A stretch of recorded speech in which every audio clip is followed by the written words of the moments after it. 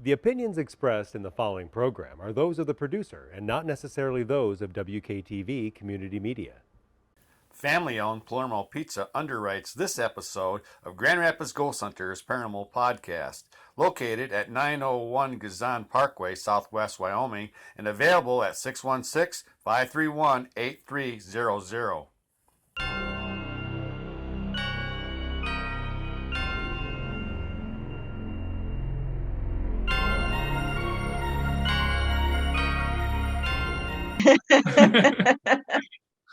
Brought to you by WKTV. I'm your ghost hunting host, Wayne Preston Curtis Thomas. Welcome to another episode of Grand Rapids Ghost Hunters Podcast. As always, we ask that you please keep an open mind about things that you might not easily believe as we explore the mysterious. Now, we're missing one of our co-hosts tonight. Kim Colleen couldn't make it, but joining us is Brandon Jose. He did the poem. Thanks, Brandon. He's an incredible resource when it comes to the mysterious. Introduce yourself, Brandon. I'm Brandon Jose. Was formerly a Kent County Paranormal. I have made this announcement. I have made the decision to kind of step down from that team. I just kind of decided not to do home cases. So I kind of still be staying in the field, but just kind of doing kind of my own thing for the right now. If you haven't guessed, tonight it's a Bigfoot show. We have a team. They're called the Upper Peninsula Bigfoot Sasquatch Research Organization. I think they're competing with our friends from Grass Paranormal for the longest name. And joining us, I got this off of her Facebook. So this is what I found in Tammy's Facebook. She says, not all girls are made of sugar and everything nice. Some girls are made of adventure, dark chocolate, intelligence, cuss words, and courage. And I think we might also add sarcasm from what I saw on her Facebook. Tammy, introduce yourself. Tell us your last name and tell us a little bit about yourself. Okay, my name is Tammy Krassick. I live in the Upper Peninsula, Escanaba, Michigan, to be exact. I'm a psychic medium. I do readings, location assessments. I help people understand different energies that they might be dealing with in their homes. I'll do individual readings and talk to people who have passed on. I do picture reading. I can hold objects and get information off of objects. I can help work with darker energies and get things moved along. I've helped write some books. I've done some articles. I'm a life coach, and I'm also part of the Bigfoot organization up here with Rich Meyer. And I have a report that's been published. Wonderful. And I'm a mom. Yeah, well, that's a full-time job in itself right there. Right.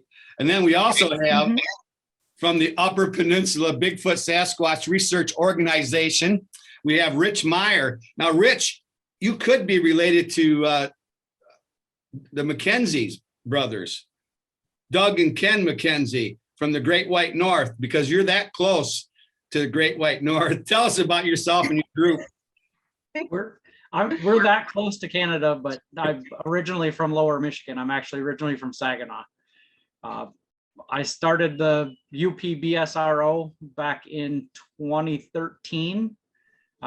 We've slowly added members here and there as people have Bigfooted with us and gone out in the field. We have an open mind about working with every other organization that wants to work back. We'll share information with anybody. If you have information or you have sightings and you want to share them or want another set of eyes, that's something I've always pushed, is that we need to work with each other, not everybody against each other. Yeah, that's really good and important there, because you just attended the Paranormal Summit. Yeah. I believe you're a speaker with Grasp, our friends Bill and Connie Jones from Grasp Paranormal. Brandon was there too. Tell us. Tammy also spoke there too, so all three of us were there. Oh, Yep. Yeah, I was there too. okay. So let's start right there. You can tell us, what that was about, what part you played in that. You got people together, like you said, to bring these different areas of the paranormal. Well, and then paranormal, I'm not sure Bigfoot. We'll talk about that before the night's over, but tell us about the summit. With the summit, they had reached out to me and asked me to speak to kind of cover the crossover points of Bigfoot research versus paranormal research. And there's a lot of crossover. We use a lot of the same equipment. We go into investigations the same way. We have to have that scientific method where we're constantly trying to make sure that we know what we're looking at and what we're looking for. So that was kind of what my talk there covered, was just that crossover. Right, I could see that. And then Tammy, what did you talk about at the summit then?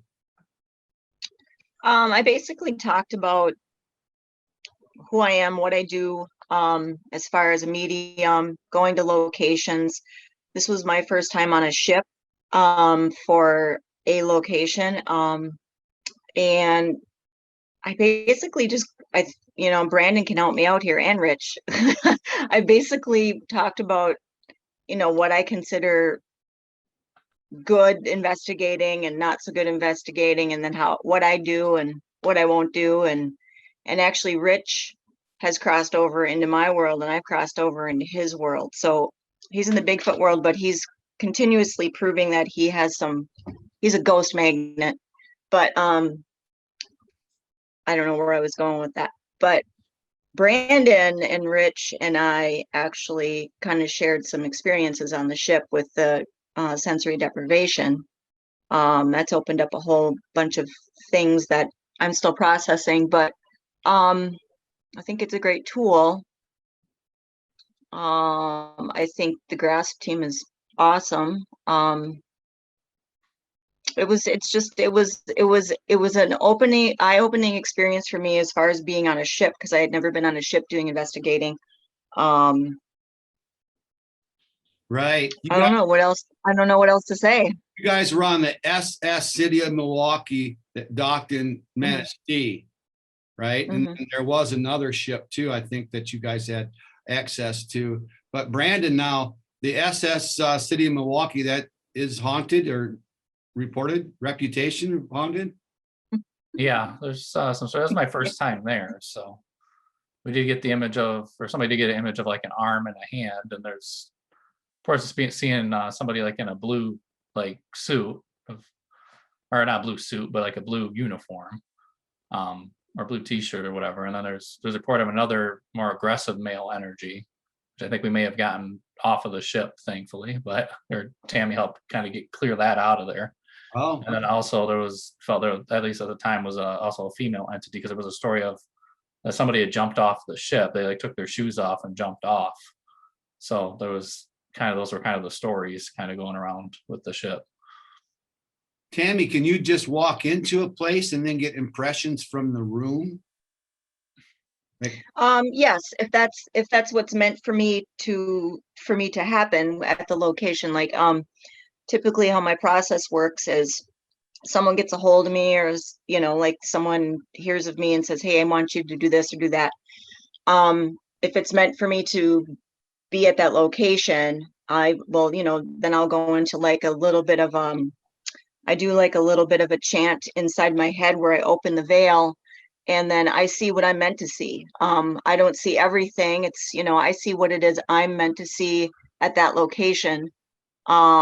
Especially if there's something I'm meant to help with, because that's ultimately why I'm in this field, is to help and to educate. Do you have to be? So yeah. Do you have to be right there at the location? Can you do that remotely? I've done remote view work, and that tends to be sporadic. And another, if I'm meant to do remote viewing, I do it. But yeah, I purposely went on the ship without opening. I didn't open myself up until I got there because I wanted to go in cold. And I kept getting two impressions of two different men, and I think we had pretty much figured out who that was by the end of the weekend. I didn't see the female, but I got a sense of female energy, but I didn't connect with the female like some other people did.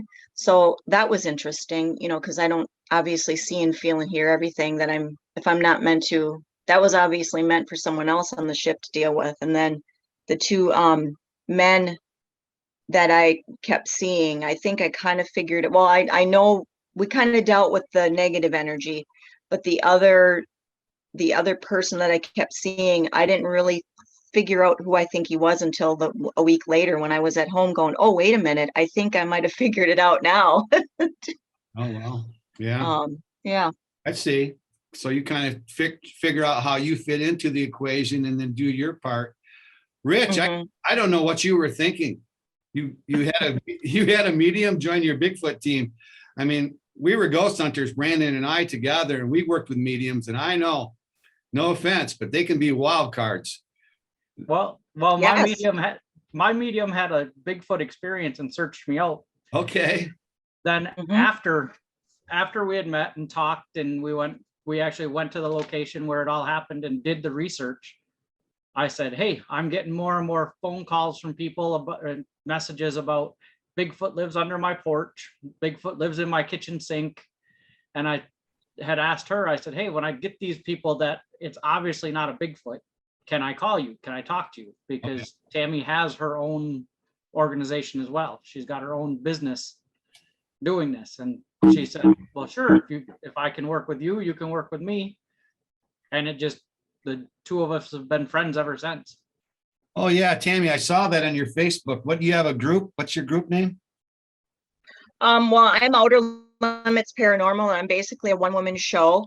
And then I pull in people, well, Rich, and then there's a couple other people in my community that I pull in when I have a few buildings that I do smudgings and cleanings and cleansings and stuff. And like not monthly, but like yearly or annual, whatever, like whenever it's time to go in. But I'm basically a one-woman show. I've tried to build a team, but I'm pretty picky. I've worked with teams that are in this for all the wrong reasons, and I pride myself as being a professional, and I want to keep it that way. So there's only a few people I can like call and be like, hey, do you want to go do this thing with me? Because I'm very picky on who works with me. The Outer Limits. I like that. We've used the Outer Limits stuff from the intro for some people because they are they're out there. People that deal with the aliens and that. But wow, what a combination, the two of you, and that's really para-unity at work, I think, right there. And like Rich says, maybe not everything is Bigfoot that he gets reports on. How many people are on your team? We're missing Jim Sherman. He was going to be on the show, and I guess he's really a fun guy. He is. Jim is a blast.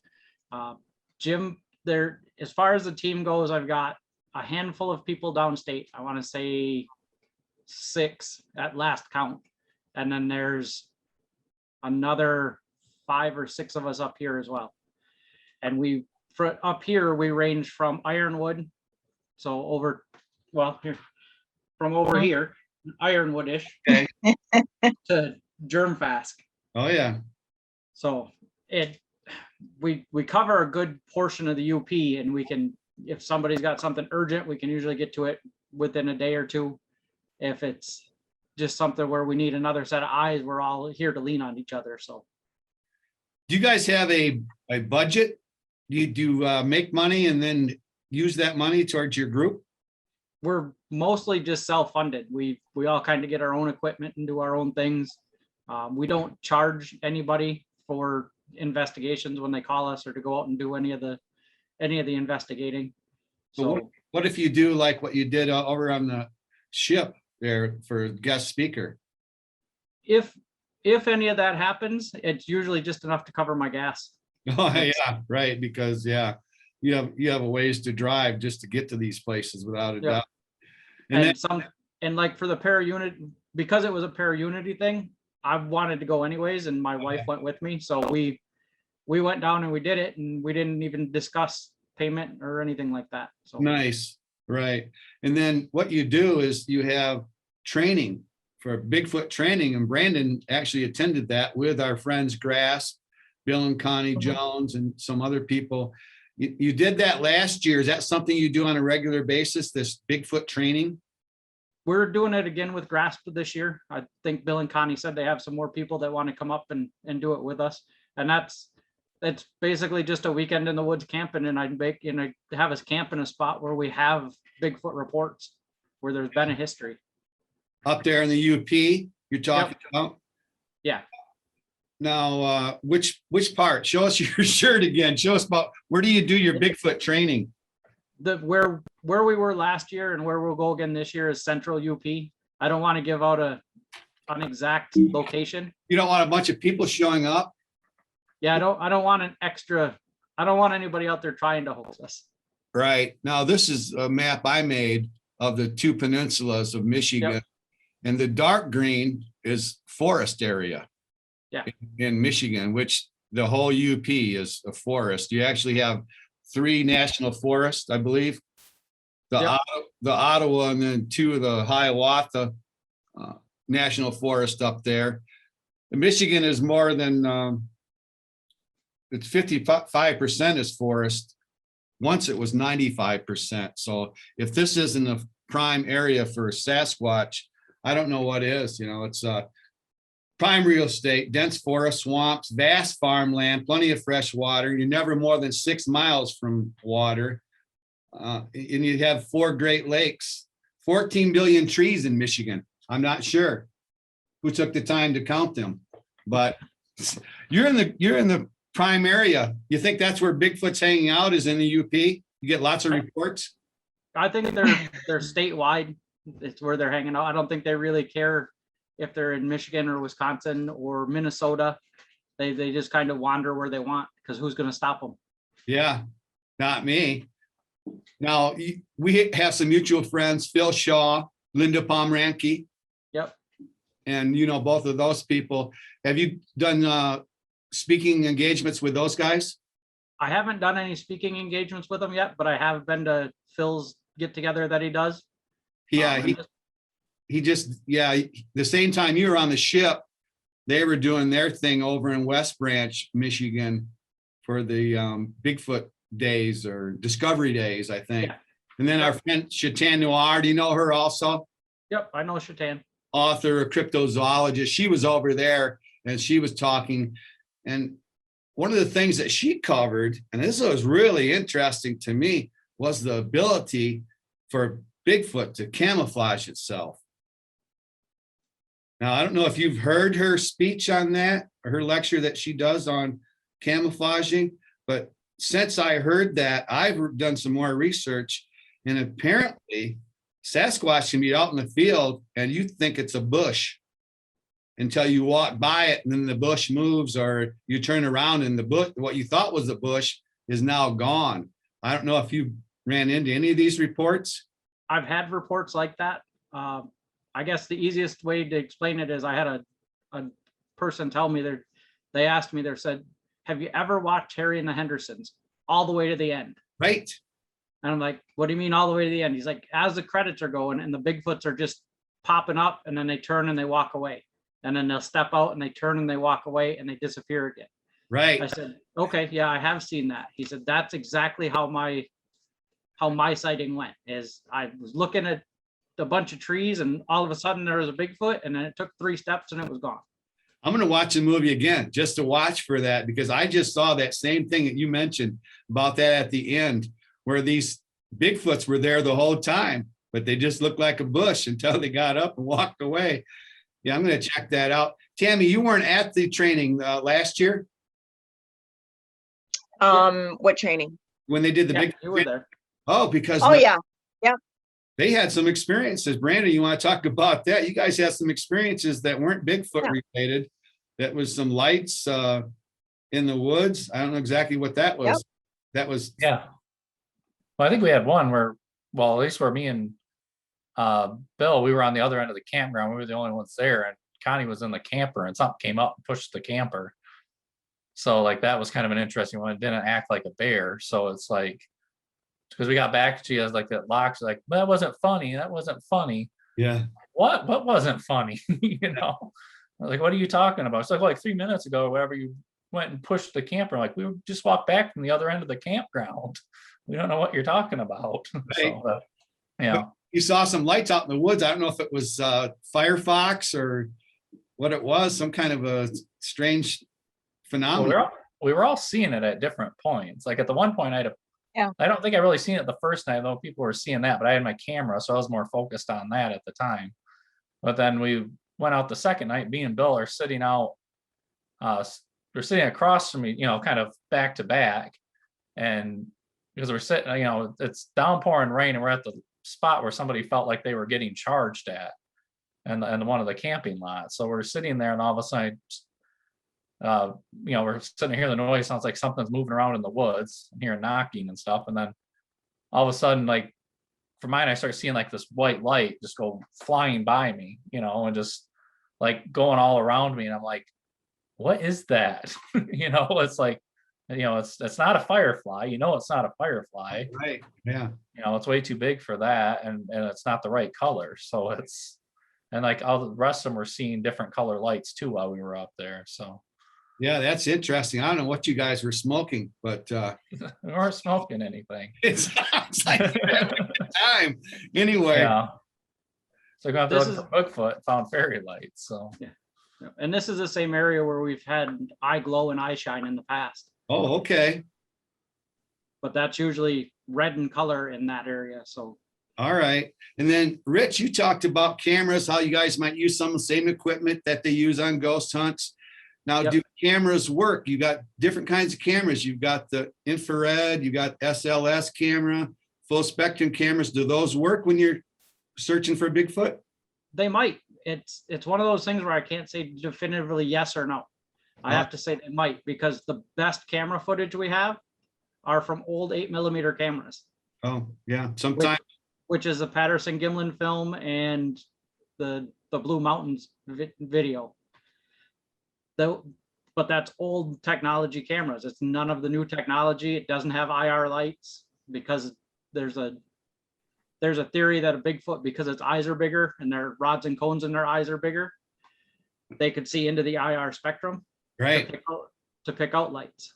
That's something that Bill Jones from Grasp, he talks about that a lot. He thinks that that's not going to work for you with the cameras because of that, like you said, the extra cones that they have in their eyes. And we know some animals do. You know, dogs see things that humans can't.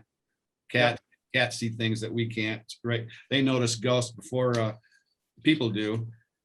well, it's like Rich, you got to talk about like the one we had like the farmer or whatever, where he was putting the trail cams up and then Yeah. leaving the stones to like mark like how far the trail cam lights go. Like they're throwing stuff through the camera lights and stuff like that to see like what area sets off the motion detector. Yeah, there's one of my witnesses up towards Crystal Falls area. He wanted to know how to stop them. He's like, I just don't want the Bigfoots by my house. I don't want them by my cows and family. So I said, infrared lights. So like your regular motion detector light and game cams are the best way I know to halt activity. The same weekend to put them out, he sent me like 1,100 pictures of horizontal moving rocks and sticks. Oh, We couldn't figure out what it was at first. Then we figured out that they were throwing rocks and sticks through the camera and through the IR to pick it up and trigger the camera. oh, yeah. And then he started finding little rock stacks in his yard. And if you walked on one side of the rock stack, it triggered the camera. If you walked on the back side of the rock stack, it didn't trigger the camera. Or they are throwing them right at the cameras. They knew they were there. They seemed to be very intelligent. Yep. What about these photos that I've seen where they have these giant boulders that are way up in the trees? You think that's Sasquatch activity? It could be. I don't know why they'd take a boulder in a tree, but Right. But I've seen There's got to be a reason for it. those pictures, and then also where they have stacks of big boulders. Well, they're stacked one on top of another. Yeah. And people think that's related to Bigfoot. Yeah, the rock stacks could be like road signs or some type of communication between Bigfoots and different Bigfoot clans, so that they know either a boundary line or there's water three whatevers away from the stack, and that's why there's 3 stacked up on top of each other. Have you ever been scared out in the woods? You heard one of those calls, or you smelt one? Maybe you were so close you could smell it, the skunk ape. I'm pretty sure that I've smelled them. Oh, 3 years ago in Wisconsin, I was literally pushed out of the woods. I was in my truck, had 2 other BFRO investigators with me, one in the passenger seat, one in the back, and my truck is just a regular Chevy Silverado crew cab. We had the windows rolled down, all the lights off, and we were listening, and we could hear steps to our right, so out the passenger side window, and they kind of worked from back to front. Then we didn't hear anything, and then there were steps from front to back down the driver's side, and then I could hear something breathing. And I don't know if it was that I had my seatbelt on and I felt confined, or if it felt like it was that close, but I immediately said, that's it, started the truck and drove out as fast as I could. oh yeah. We went back the following day and found a giant X structure sitting on the opposite side of the road from us where we were sitting. What kind of structure? A giant X structure. Yep. Mhm. So I have pictures of that somewhere buried in the computer. So Okay. And we actually had you on Cryptic Frequencies once before. So I've got to talk about Bigfoot more than once. One of the things that really stuck in my mind was the infrasound. How they can paralyze. Apparently they're credited with being able to have the same ability as tigers, rhinos. There's a large list of animals that can paralyze their prey or whatever by just making a low tone. You buying into that? I do. And I do because part of what I've done to get to where I am is I was into car stereos for a long time. I actually worked for a shop as an installer for 13 years. And I know what regular sound waves can do. And infrasound is just sound waves you can't hear. So if they have the ability to do it, and I've seen deer that have just stopped. I've seen video of that where you get a deer that should be running and it's just standing still looking. So I believe infrasound is out there. Interesting. It makes them even that more elusive. I mean, anytime you get close to them, they're going to paralyze you anyway, and you never are going to catch up to them. You know, it's kind of crazy because you're trying to track something that's got a foot that is sometimes this big. This is 23 inches. Yep. This line here is 17. What do you think is your average size Bigfoot footprint? Average is probably around that 17 mark for what people find. I mean, we've found prints as small as 6 inches. Oh, baby Bigfoot. Yep. This just dawned on me. These Bigfoots ought to be excellent swimmers. They got flippers for feet. Yeah. And Phil Shaw thinks they're hanging out in the rivers and maybe down in caves and in the rivers and stuff. That's what Phil's thinking, because he finds them, or the reports are along the rivers. yep. Rivers are a good place to find food too. Right. Huh. And to travel, right? Yeah. There's so much evidence. Phil Shaw says if it was a murder crime, there would be enough evidence to convict. I have friends that are skeptics and tell me, like, how come they haven't found like a complete skeleton of a Bigfoot? My thoughts on why we haven't found a complete skeleton is they either bury their dead or they take them up in a tree or they eat them. So Yeah. there's possibilities there. If you take a skeleton up at a tree, no one's going to look up to see it. And then as it breaks down, it's not all going to fall in one spot. It'll get wind blown, it'll get pushed down. Porcupines will eat the bones, move them around. If they bury their dead, most of the places are cedar swamps, which is a fairly acidic soil. So it's going to eat the bones fairly quickly. And then these same people that say that, ask them how many bear skeletons they found. Oh, right. Or even you go out and search for antlers, which they drop, deer drop their antlers every year, but try to find one of those out in the woods. Yeah. Good luck. Well, the reason I always use the bear skeleton as an example is it basically it's pretty close to the same size. People know bears are real. There's no questioning whether they're real or not. And then from there, they have to now go down deep into a swamp where they live to try and find one. Because when a bear dies, it goes and holds itself up and makes sure nothing else can get to it. Yeah, that's a good comeback for that. That's what I'll tell my skeptic friends when they say, how come nobody's coming forward with a Bigfoot skeleton? They came up with Oklahoma up with Bigfoot licenses, Bigfoot season, hunting season. I was pretty upset when I first heard of that. Now you want to talk about the Bigfoot hunting season in Oklahoma? We can. It's a publicity stunt is what it is. They're trying to boost their tourism.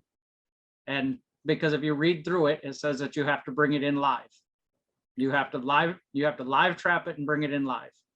So they're just, if you're going to go to Oklahoma and you're going to try to trap one live, you're going to spend money on gas, you're going to spend money on campsites, you're going to spend money on food.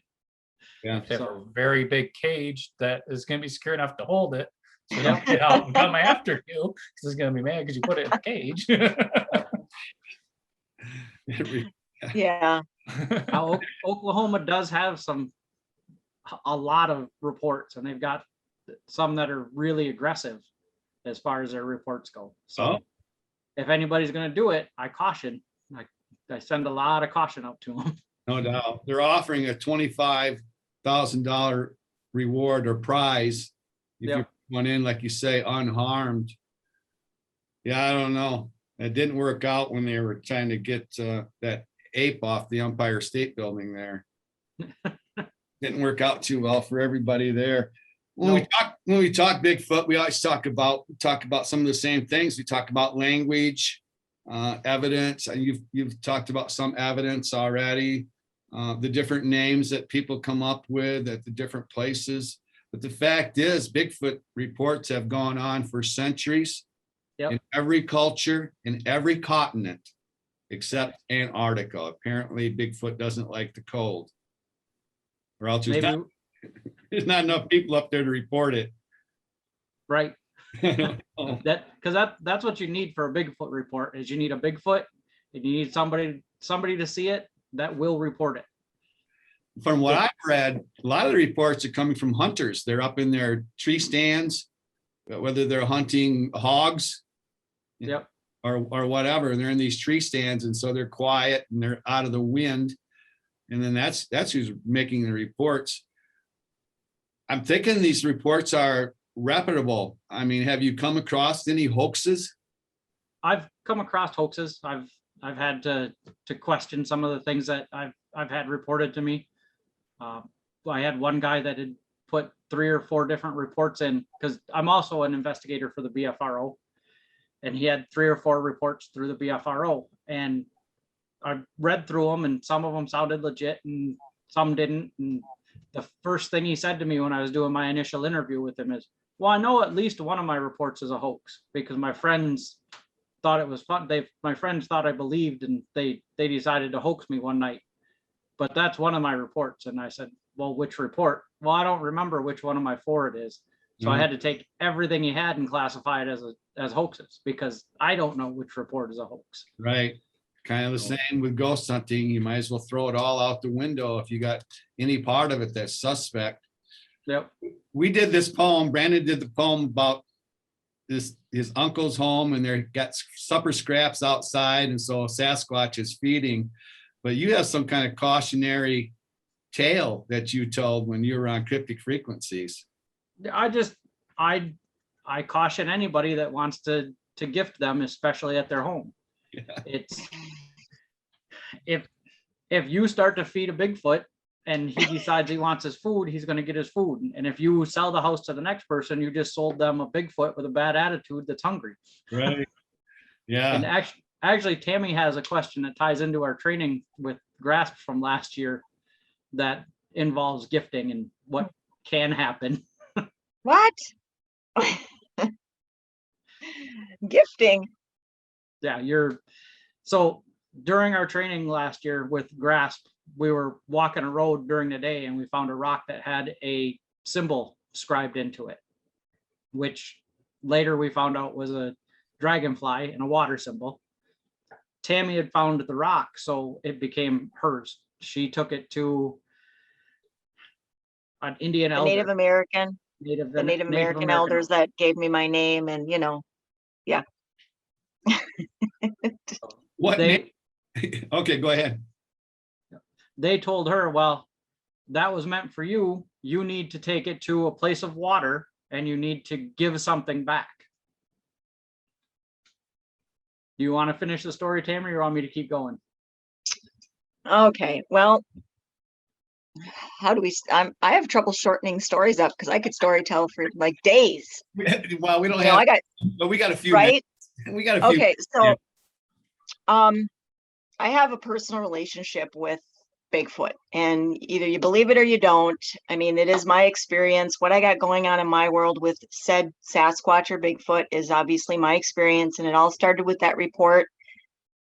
It all started with the report, and it's progressively gone places since, and I just kind of accept it as what it is. So yes, there was this rock I found, had an inscription on it. I brought it to a Native American elder who gave me my Native American name a while back when I decided I wanted to accept more responsibility in the spiritual realm, so to speak. They told me that I needed to go find water and leave gifts or leave an offering of food, because apparently a Bigfoot gifted me that rock at our expedition. They knew I was going to be there or whatever. I mean, I still process this whole thing, Rich. I mean, come on, this is crazy. So I go to the river, or a specific river where I've had experiences with a specific clan, I think, that is out there. And I gifted some squash and some blueberries. That's what they told me to gift. So I did.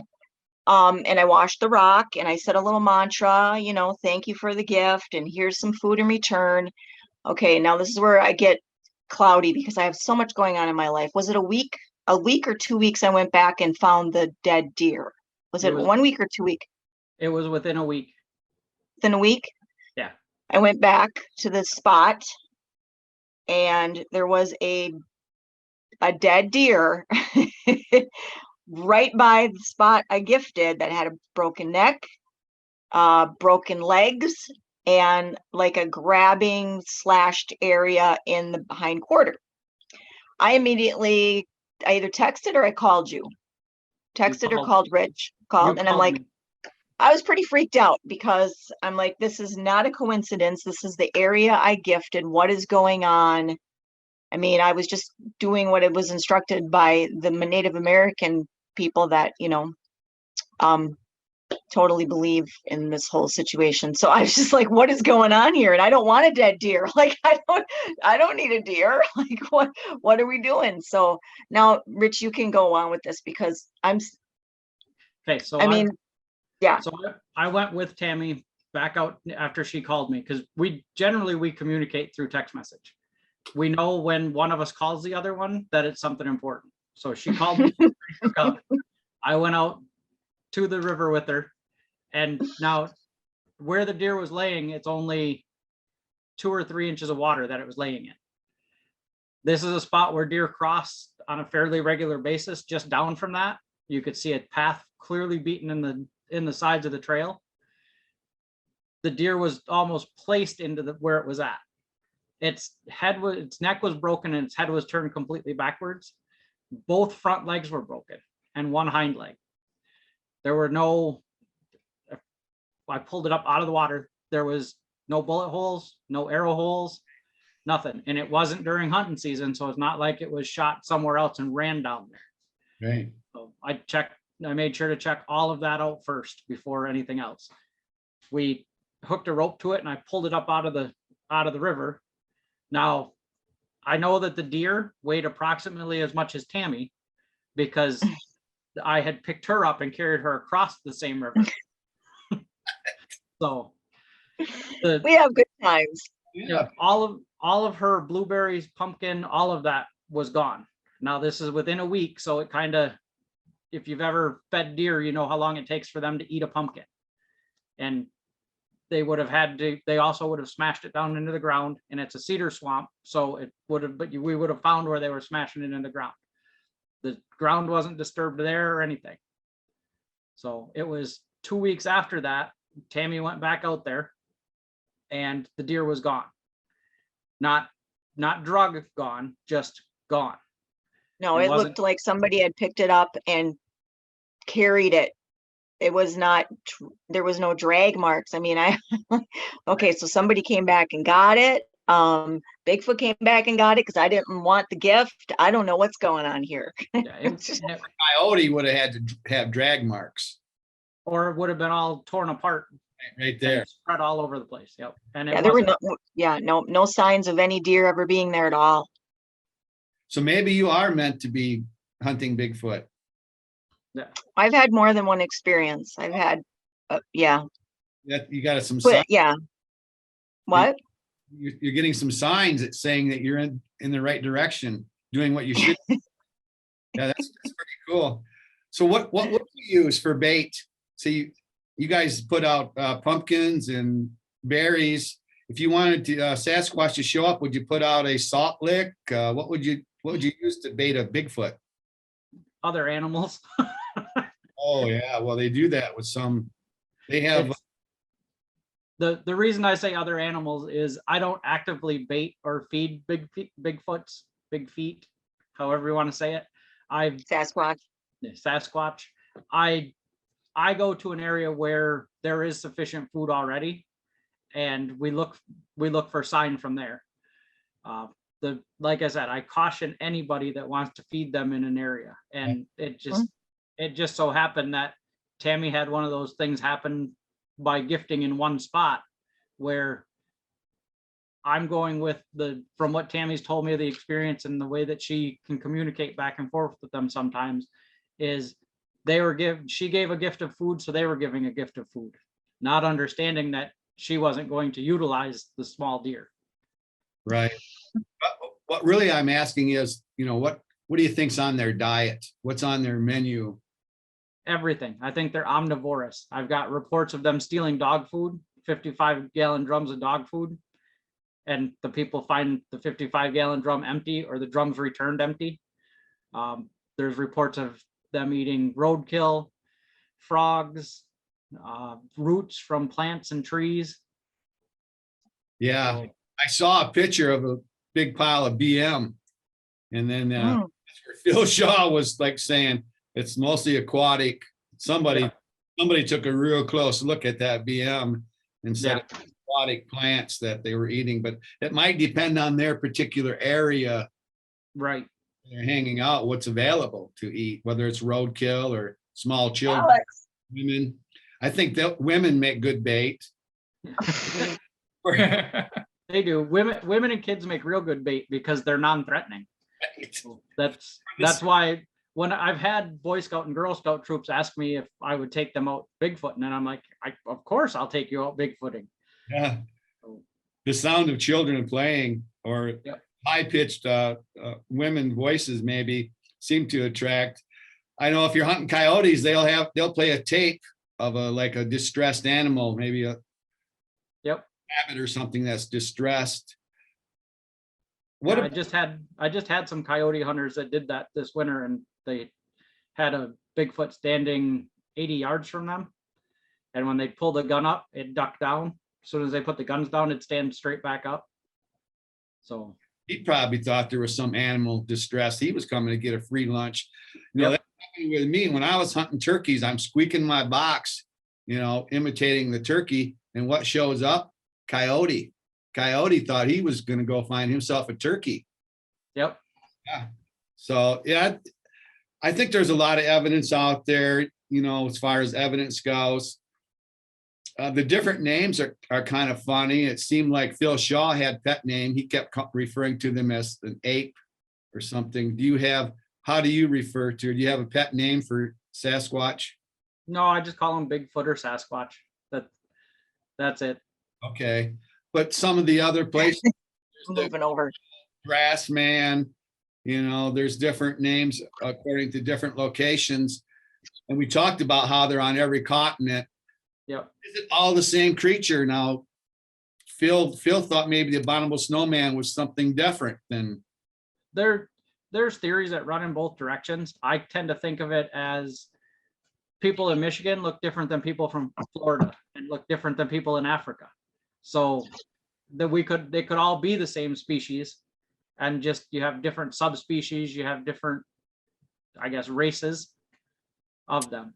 Or if an animal's in a certain area long enough, they seem to adapt to that area. I mean, survival of the fittest, that means that if their hair color matches their surroundings, that's the gene that is dominant that survives.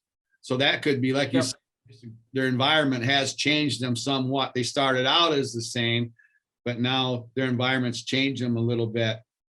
Right. Yeah, that's if you look at the difference in reports and the sizes that they give out in like Oregon, Washington, they say 10 to 15 feet tall. In Michigan, it's 8, the average is around 8 feet tall. And it's just the difference in climate. Yeah. That makes it change. And then Florida is like 6 feet tall with the skunk ape. Okay.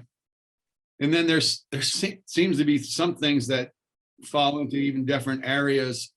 I think Kentucky has a bearilla or something, whether dog man, cross between a dog man and a gorilla or whatever, but Yep.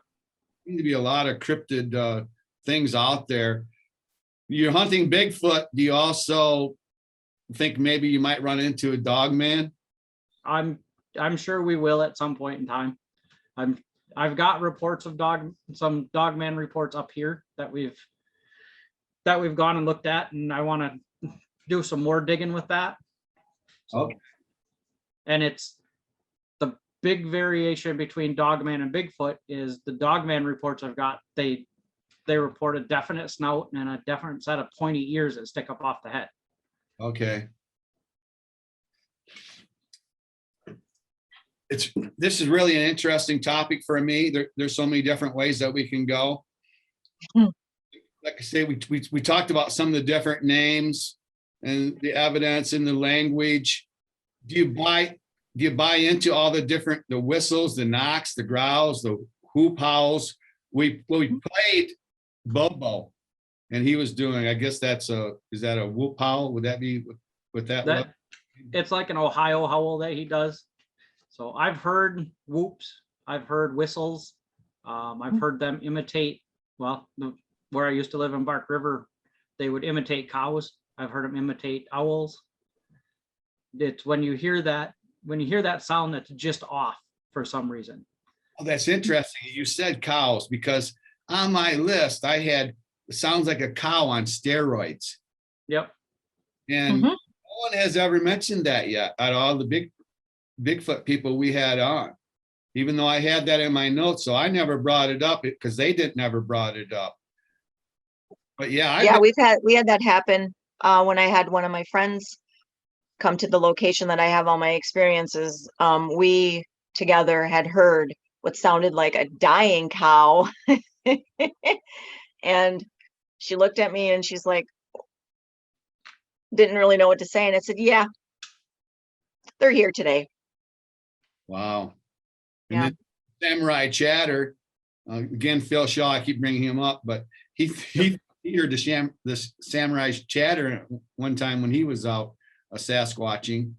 You believe in that too? They're communicating with each other?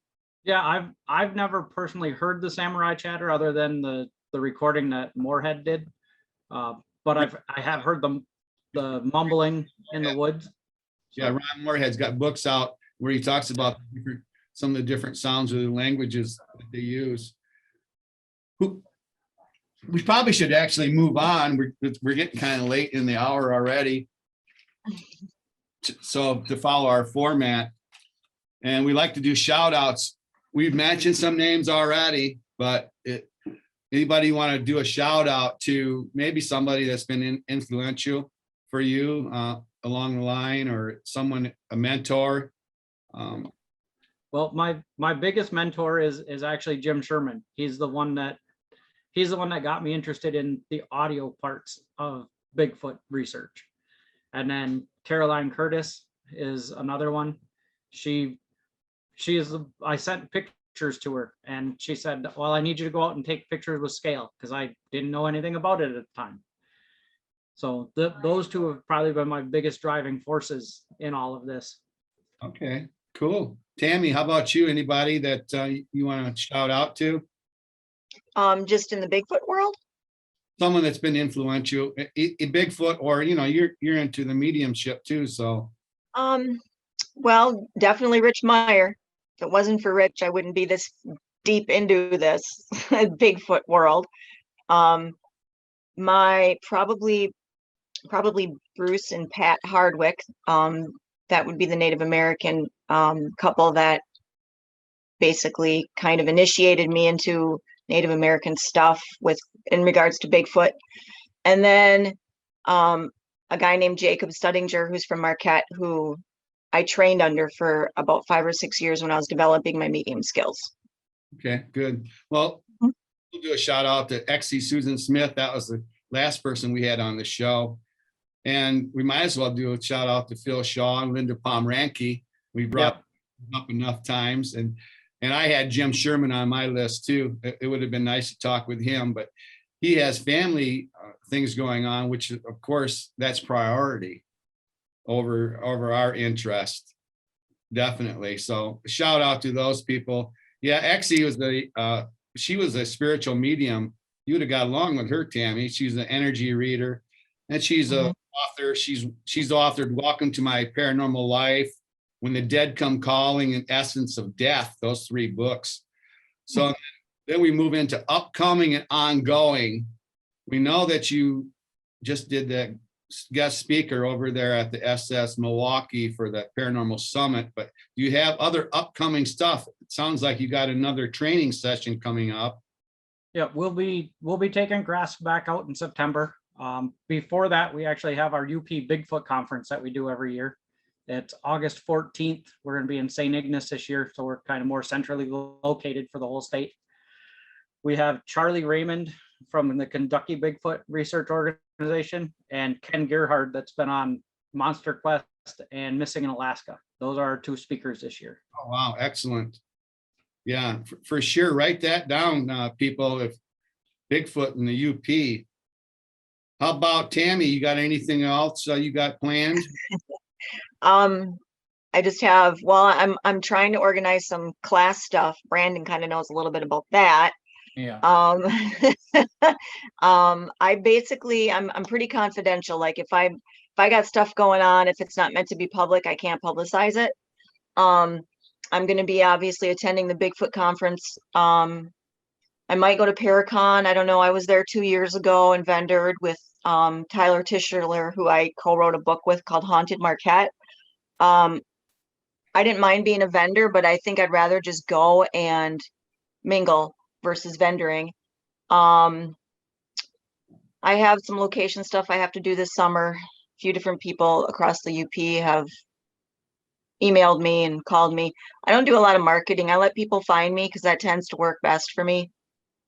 So, I mean, I really don't have anything that I'm publicizing right now, except I'm looking for people to want to sign up for some classes and stuff, but Okay. that's about it. All right. Well, our next podcast will be with Kathleen Rydell Tetsen. She's an author stepping into a darkness, and she has another series of books out that she wrote with her sister, Beverly Rydell. So I'm looking forward to having her on the show. Ongoing, your show will be televised locally here on Comcast 25 and Uverse Channel 99. I'll let you know when that's coming up. Maybe you'll have some friends in the area that can check it out, or relatives who live here in the Lower Peninsula. You know, Brandon took he says that the Lower Peninsula is actually much bigger than what you portray on this T-shirt. He doesn't know how that the Upper Peninsula is so much bigger on this T-shirt. The story behind that is when I was real young, we used to camp all over the UP, and there was these placemats at restaurants that said the UP, a proper perspective. And that image stuck with me. So I wanted to do something and pay homage to that when I made my logo. Okay. Now, when I named my organization, I didn't think it'd ever be anything more than a little Facebook page with a couple of reports here and there. Now we're almost 3,000 followers, and I wish I would have shortened the name up. I love it. I love the name. You're going strong. You got this T-shirt out to me during COVID, so yep. I appreciate that. You sent it out in the mail. That was great. Also upcoming, well, we had an ongoing. We have our Facebook, Grand Rapids Ghost Hunters Paranormal Podcast Facebook. That's a long name too. And then I do articles. So I just did an article on the Paranormal Summit in that whole concept with the grass.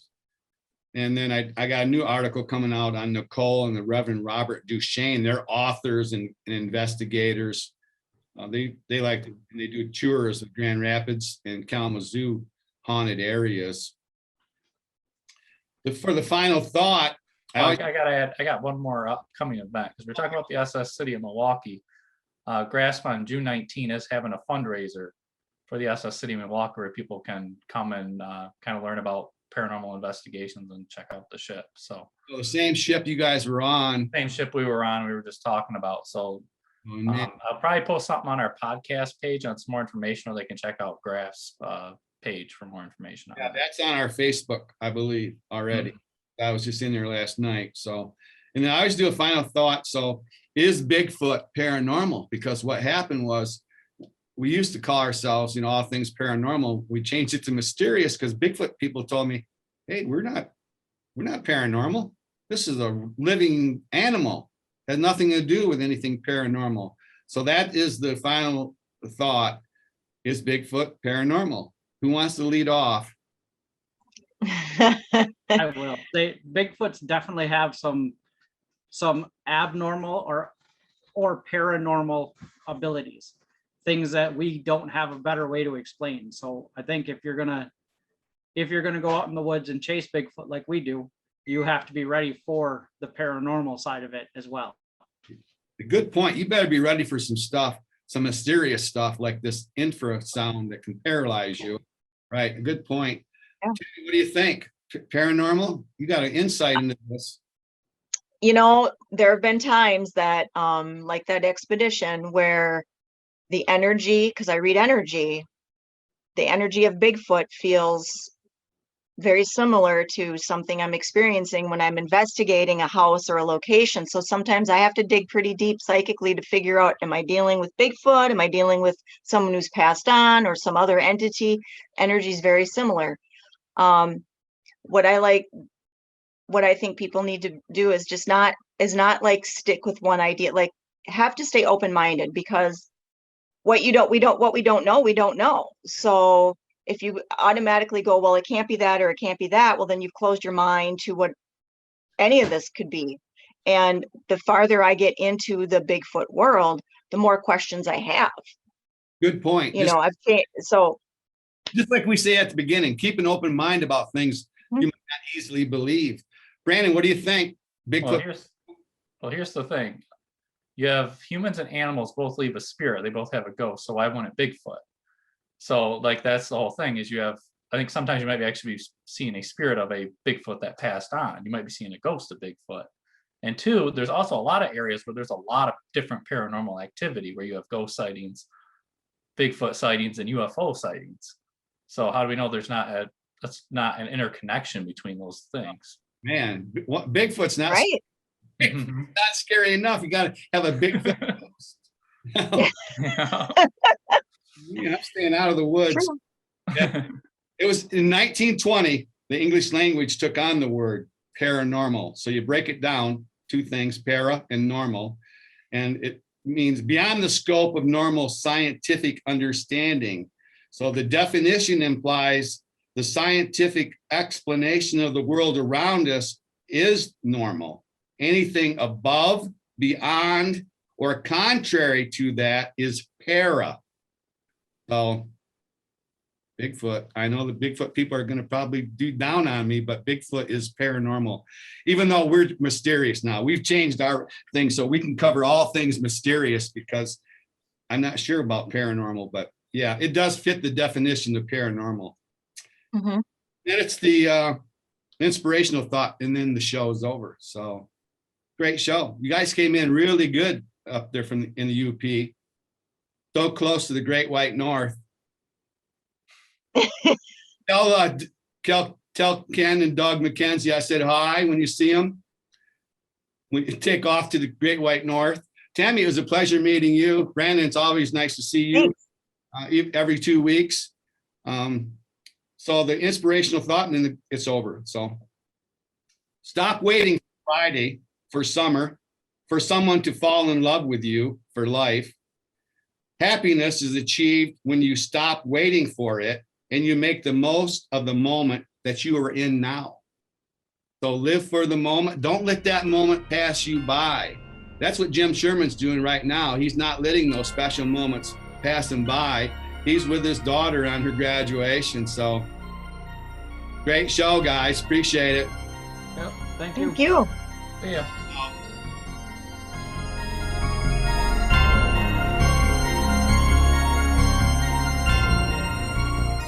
Family-owned Palermo Pizza underwrites this episode of Grand Rapids Ghost Hunters Paranormal Podcast, located at 901 Gazan Parkway, Southwest Wyoming, and available at 616-531-8300. The opinions expressed in the preceding program are those of the producer and not necessarily those of WKTV Community Media.